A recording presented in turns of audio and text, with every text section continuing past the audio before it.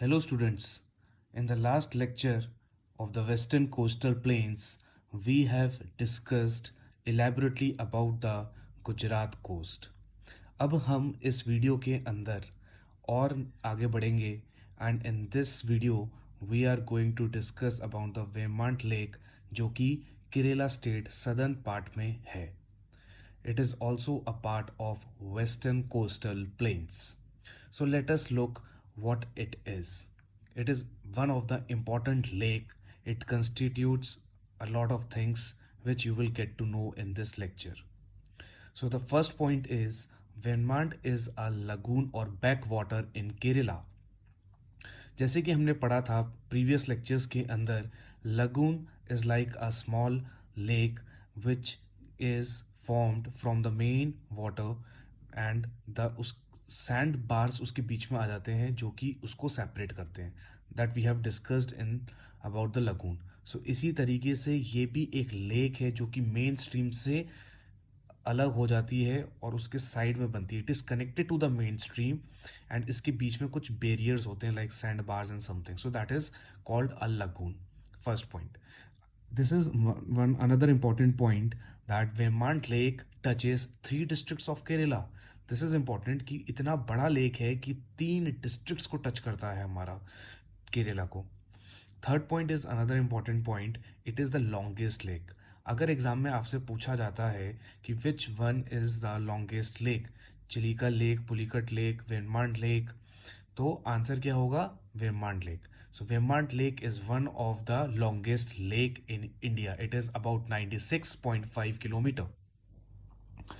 अब जो वेमांड लेक के बारे में आता है वो ये आता है कि इसके अंदर अराउंड 10 रिवर्स जाके ड्रेन आउट होती है. So what is written? Around 10 rivers feed this lake, जिसके अंदर इन्होंने 2 इंपॉर्टेंट रिवर्स को बताया है जो कि है पेरियर एंड पंबा.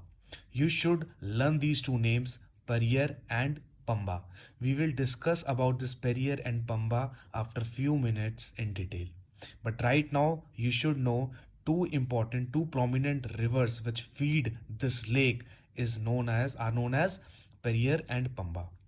जैसे कि हमने पढ़ा था और भी स्टेट्स में, जैसे कि राजस्थान के अंदर भरतपुर बर्ड सेंचुरी है, गुजरात में हमने लास्ट लेक्चर में पढ़ा था खिजाड़िया बर्ड सेंचुरी है. इसी तरीके से इस लेक में भी कुमारो कम बर्ड सेंचुरी है.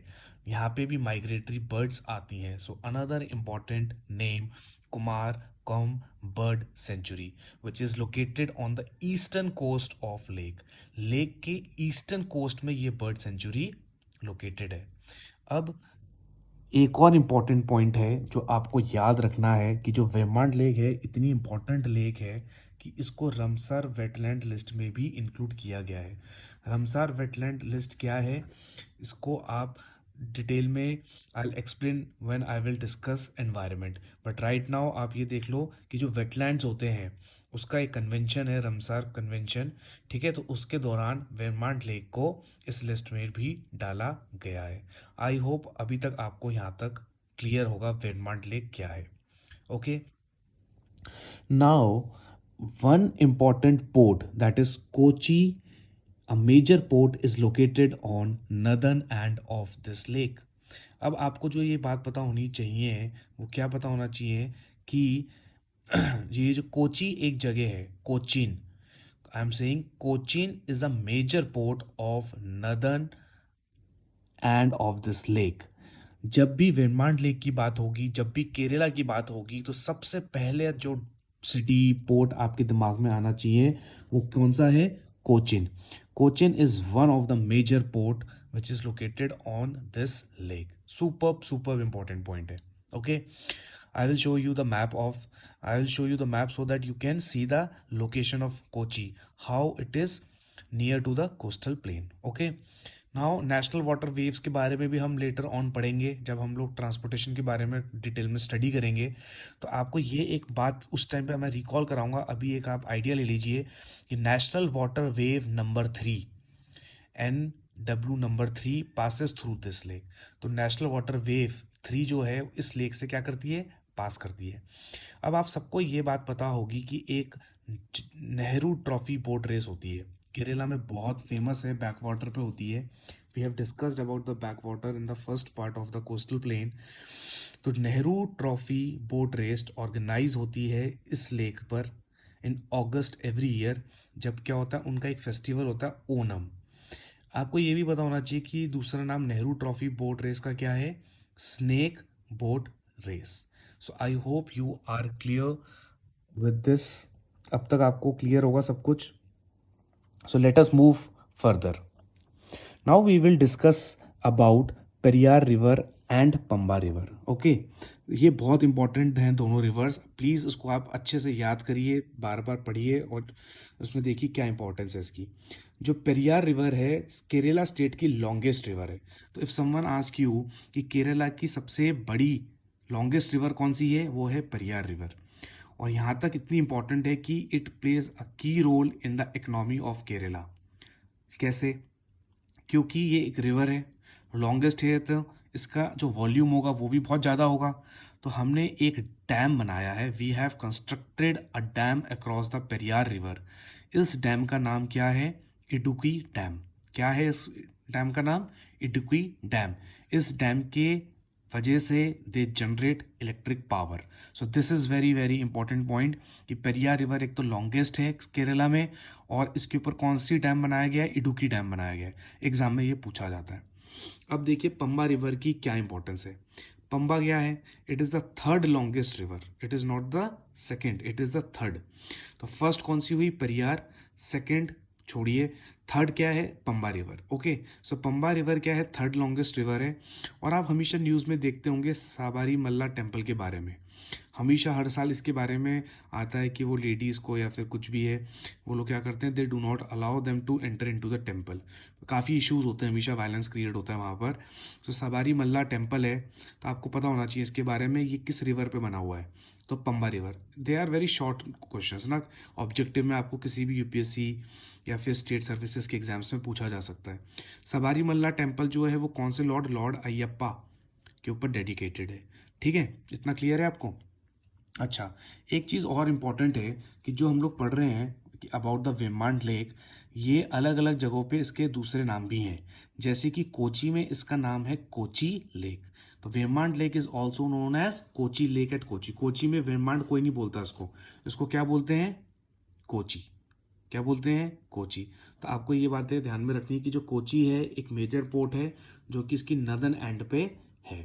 कहाँ पर है? नदर एंड पे। और एक और मैंने बर्ड सेंचुरी बताई थी, कुमारोकम बर्ड सेंचुरी, वो कहाँ पर है? It is located, see I told you this Kumarakom bird sanctuary, it is located on the eastern coast of the lake. Lake के ईस्टर्न कोस्ट पर वो है, और ऊपर कौन है? कोची। ठीक है, now let us discuss about some points about the Kochi, क्योंकि मैं आपको बार बार स्ट्रेस कर रहा हूँ, केरला सुनते ही आपके मन में क्या आना चाहिए? Kochi. So what is the importance of Kochi? Why I am emphasising on the word Kochi? Why? अब ये देखिए, कोची जो है it is one of the most important port city of Kerala that we have discussed. अच्छा, एक इंपॉर्टेंट आइलैंड है which is artificial island. Artificial island मतलब उसको किसी ने बनाया है, it is not a natural island. तो एक आइलैंड वहाँ पे मिलता है, उसका कहते हैं विलिंगटन आइलैंड। क्या बोलते हैं? Willingdon island. It is a part of the Kochi. अब इस विलिंगटन आइलैंड का नाम विलिंगटन क्यों पड़ा? क्योंकि उस टाइम पे जो हमारे ब्रिटिश वाइसरॉय थे वो क्या थे? उनका नाम क्या था? Lord Willingdon. तो so he appointed someone to construct that island, so that island is named after the British viceroy lord Willingdon. अब आपने सुना होगा कि केरला में स्पाइसेस बड़ा इंपॉर्टेंट है, स्पाइस ट्रेड करते थे यूरोपियंस। तो आपको ये भी पता होना चाहिए जो कोची है it was an important spice trading centre. It was an important spice trading centre, and Kochi was the first of the European colonies of India. India की one of the first European colonies है। Europeans में Portuguese, Dutch, Britishers, ये सब लोग आए थे। So यहाँ पे यूरोपियन कॉलोनीज से पोर्चुगीज और डच का भी है कि they all came first to the Kochi, then after math उन्होंने अपनी कॉलोनीज गोवा और जगहों पे भी बनाई, मद्रास प्रेसिडेंसी और ये सब कोची में सबसे पहले स्टार्ट हुआ। Okay, so Kochi is also known as financial, commercial and industrial capital of Kerala. Kerala की फाइनेंशियल, कमर्शियल और industrial capital of Kerala Kochi मानी जाती है। सो यू कैन गेस कि कितना इंपॉर्टेंट है। So I hope you are clear with this Vembanad lake And if you like it, please comment on the comment box, and please do subscribe my channel to have a notification, and we will discuss more about the Indian physiography in upcoming lectures, so be tuned. Thank you so much.